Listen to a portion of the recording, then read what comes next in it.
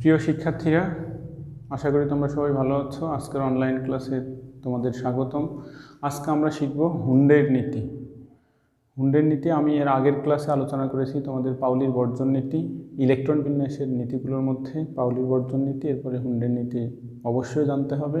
তো হুন্ডের নীতির মূল কথা হচ্ছে সমশক্তি সম্পন্ন অরবিটাল সমূহে ইলেকট্রন সমূহ সর্বোচ্চ সংখ্যক বিজোড় অবস্থায় সমমুখী স্পিনে প্রবেশ করে। অর্থাৎ সমশক্তির অরবিটাল, আমি যদি পি উপস্তরের তিনটি অরবিটাল বলি, তারা সমশক্তির px, py এবং pz।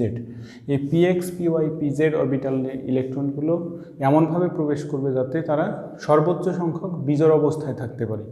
তারপরে ডি এর যে 5টি অরবিটাল আছে তাতে ইলেকট্রনগুলো সর্বোচ্চ সংখ্যক বিজোড় অবস্থায় থাকবে এবং সেই ইলেকট্রনগুলো অবশ্যই হতে হবে বিজোড় ইলেকট্রন সমূহ একই মুখী, মানে সমমুখী স্পিন তাদের থাকতে হবে। যদি আমি যদি 3টি ইলেকট্রনের কথা বলি, তাহলে এখানে একটি, এখানে একটি, এখানে যদি একটি থাকে, তাহলে এই 3টি ইলেকট্রনের অবশ্যই স্পিন একই হতে হবে। তাহলে প্রিয় শিক্ষার্থীরা, তোমরা দেখো, আমরা যদি পি উপস্তরের বিভিন্ন ইলেকট্রন বিন্যাসের ক্ষেত্রে হুন্ডের নীতির প্রয়োগ আলোচনা করি, তখন P1 তখন যে কোনো একটি অরবিটালে এই একটি ইলেকট্রন থাকে এবং তার ইচ্ছামতো সে ওই ইচ্ছামতো স্পিনে এসে থাকতে পারবে, হয় ঘড়িকাঁটার দিকে থাক, ঘড়িকাঁটার বিপরীত দিকে থাক, এখানে কোনো সমস্যা নেই। তার মানে এর ক্ষেত্রে আমরা হুন্ডের নীতি প্রয়োগ করতে হবে না। তাহলে P1 এর জন্য হুন্ডের নীতি প্রযোজ্য নয়, এর ক্ষেত্রে হুন্ডের নীতি প্রযোজ্য নয়। এরপরে আসো P2, এই দুইটি ইলেকট্রন px দুইটি থাকতে পারত, কিন্তু হুন্ডের নীতি অনুযায়ী সর্বোচ্চ সংখ্যক বিজোড় অবস্থায় ইলেকট্রনকে থাকতে হবে। সর্বোচ্চ সংখ্যক বিজোড় অবস্থা মানে আগে অরবিটালগুলোতে একটি একটি করে ইলেকট্রন থাকবে। তাহলে px এ একটি দিলাম, py এ একটি দিলাম, pz ফাঁকা, অথবা এই ইলেকট্রনটি py pz এ থাকতে পারে, px ফাঁকা। তার মানে এদের মধ্যে ঘূর্ণনজনিত অবস্থান পরিবর্তন হয়। তাহলে px এর ইলেকট্রনটি pz এ যেতে পারবে, py এর ইলেকট্রনটি px এ আসতে পারবে। তাহলে আমি সুনির্দিষ্ট করে বলতে পারবো না যে এটি px py এ আছে। তার মানে যখনই দুইটি ইলেকট্রন আছে তারা বিজোড় অবস্থায় থাকবে, একটি একটি করে থাকবে, সেটি px py এ থাকতে পারে, py pz এ থাকতে পারে, অথবা pz px এ থাকতে পারে। তাহলে হুন্ডের নীতি বলে যে px এবং py অথবা যে কোনো দুইটি অরবিটালে যখনই বিজোড় অবস্থায় ইলেকট্রন দুটি আছে তাদের স্পিন হবে একইমুখী। আর এই দুইটি ইলেকট্রনকে px অথবা py অথবা pz যে কোনো একটি অরবিটালে থাকা যাবে না, দুইটি অরবিটালে সমমুখী স্পিনে থাকতে হবে। তাহলে এর ক্ষেত্রে হুন্ডের নীতি প্রযোজ্য। এরপরে আসি আমরা P3 এর ক্ষেত্রে। তাহলে সর্বোচ্চ সংখ্যক বিজোড় অবস্থায় থাকতে হবে, মানে একটি একটি করে ইলেকট্রন গেল px py pz এ, প্রত্যেকটিতে একটি করে ইলেকট্রন আছে এবং তাদের স্পিন অবশ্যই একইমুখী হবে, স্পিন আলাদা হওয়া যাবে না, সমমুখী স্পিনে তারা থাকবে। এরপরে দেখো P4, আমি যখনই একটি একটি করে ইলেকট্রন দিলাম, px py pz এ একটি একটি করে থাকলো, এখন আরেকটি যে ইলেকট্রন থাকে সেটি হয় px এ থাকবে, py এ থাকবে, নয়তো pz এ, এদের যে কোনো একটি অরবিটালে ওই একটি ইলেকট্রন থাকতে পারে। আমি এখানে px এ দেখিয়েছি, তোমরা এখানে py এ দেখাতে পারো, pz এ দেখাতে পারো, যে কোনো একটিতে দুইটি থাকবে, আর বাকি দুইটি থাকবে বিজোড় অবস্থায় এবং তাদের স্পিন অবশ্যই একমুখী হতে হবে। এর যদি স্পিন ঘড়ির কাঁটার বিপরীত দিকে হয়, এর স্পিনও ঘড়ির কাঁটার বিপরীত দিকে হবে, অথবা এর যদি ঘড়ির কাঁটার দিকে হয়, এরও ঘড়ির কাঁটার দিকে হবে। এরপর আমরা আসি P5 ইলেকট্রন বিন্যাস যার হবে।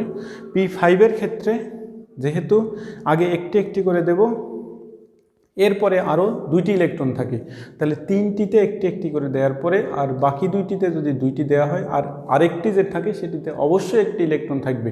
তাহলে এর ক্ষেত্রে যদি আমি হুন্ডের নীতি প্রয়োগ করি তবুও হবে, হুন্ডের নীতি না প্রয়োগ করলেও আমার এই ইলেকট্রনিক কনফিগারেশনই থাকবে। তার মানে P5 মানে দুইটিতে দুইটি করেই থাকবে, অবশিষ্ট একটিতে একটি থাকতে হবে এবং সেটি যে কোনো স্পিনে ঘুরতে পারে।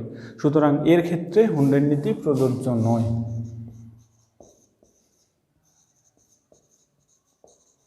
এরপরে তুমি দেখো P6 এর ক্ষেত্রে 3টি অরবিটালে দুইটি দুইটি করে ইলেকট্রন থাকবে, তাহলে এর ক্ষেত্রে হুন্ডের নীতির প্রয়োগ করতে হবে না। তাহলে আমরা দেখলাম P1 এর ক্ষেত্রে হুন্ডের নীতি প্রয়োগ করতে হবে না, P5 এর ক্ষেত্রে হুন্ডের নীতি প্রয়োগ করতে হবে না, আবার P6 এর ক্ষেত্রেও হুন্ডের নীতি প্রয়োগ করতে হবে না। তাহলে হুন্ডের নীতি প্রযোজ্য হচ্ছে P2 থেকে P4 পর্যন্ত। তোমরা আশা করি সবাই বুঝতে পেরেছো। এরপর আমরা দেখব ডি উপস্তরের ক্ষেত্রে হুন্ডের নীতি প্রয়োগ করে কিভাবে ইলেকট্রন বিন্যাস করা হয়। প্রিয় শিক্ষার্থীরা, এখন দেখো আমরা ডি উপস্তরের ক্ষেত্রে যদি হুন্ডের নীতি প্রয়োগ করি, ডি এর অরবিটাল সংখ্যা আমরা জানি 5টি, তাহলে D1 এর ক্ষেত্রে একটি ইলেকট্রন যে কোনো অরবিটালেই থাকতে পারে এবং সেটি যে কোনো স্পিনে থাকতে পারে, তাহলে এর ক্ষেত্রে হুন্ডের নীতি প্রয়োগ করা আমার দরকার নেই। তারপরে 2টি ইলেকট্রন যদি থাকে তাহলে তুমি একটি অরবিটালে 2টি ইলেকট্রন দিতে পারো, যেহেতু যে কোনো অরবিটালের সর্বোচ্চ ইলেকট্রন ধারণ ক্ষমতা 2, কিন্তু হুন্ডের নীতি বলছে সর্বোচ্চ সংখ্যক বিজোড় অবস্থায় দিতে হবে, তার মানে একটি একটি করে সর্বোচ্চ থাকবে। যেহেতু 2টি ইলেকট্রন, তাহলে 5টি অরবিটালের যে কোনো 2টিতে একটি একটি করে থাকলো। এখন তারপরে তাদের স্পিন নিয়ে যদি আমি কথা বলি, তাহলে স্পিনটি হবে একইমুখী, এর স্পিন যা হবে এর স্পিনও তাই হবে। D3 এর ক্ষেত্রে দেখো 3টিতে সমমুখী স্পিনে থাকলো। এখন এই 3টি যে কোনো 3টি হতে পারে।